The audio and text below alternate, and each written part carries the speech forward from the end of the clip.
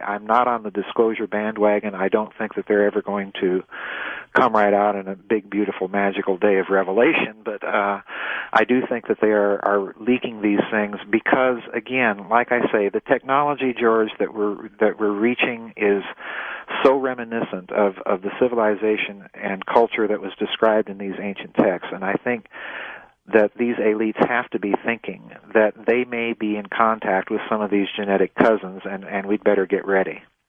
Well, I think so, too. Was there anything unsettling about your research when you were putting genes, giants, monsters, and men together? Oh, my word, yes. Yes, there was. It wasn't even any one specific thing, George. One of the most unsettling things to me was this constant feeling I kept getting as I was researching all the archaeological data, not only with Cremo and Thompson and some of the things that they've uncovered, but some things that other archaeologists, I've mentioned Adrian Mayer and other archaeologists have uncovered in this country. I kept getting the distinct feeling, George, again, that we were looking at a massive cover-up or reluctance to talk about, let's put it that way, a reluctance to talk about these things on the part of standard archaeology.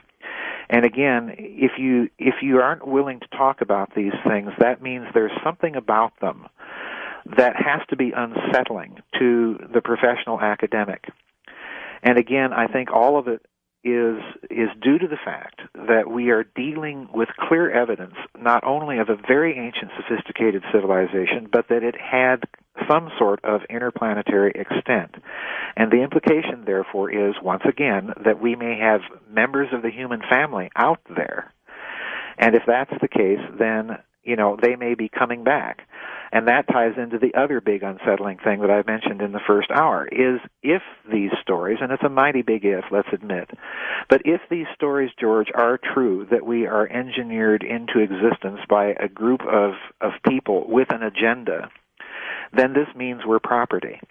So if they're coming back, the implication is they might be coming back to claim their property. Sure. And the problem here, George, is now humanity, as I've indicated, has the technology to fight back. So, it's a pretty nasty scenario that emerges from all of this, and that probably was the most unsettling thing that I found. The older I got, I realized that, you don't need organized religion to believe in God or whatever you want to call this. Right. But I am concluding at this point in my life that there is something out there in the universe that is extremely intelligent, yes, that has put us on this planet, in this universe, for a purpose. Yes. And it's not merely to exist every day and, to go to a baseball game or do whatever we do. It's to enhance this internal soul of ours for some bigger picture. And yes. I don't know yet what that bigger picture is, but I am totally convinced that there's more to this than we think. Well, I have to agree with you, and agree with you on a number of things. I, like you, have come to the conclusion that the implications of this are so huge that increasingly, as I advance in years, I have little to do with organized religion. But yet, at the same time, like you, I think all of this has vast spiritual implications, and I agree with you. This is for some purpose.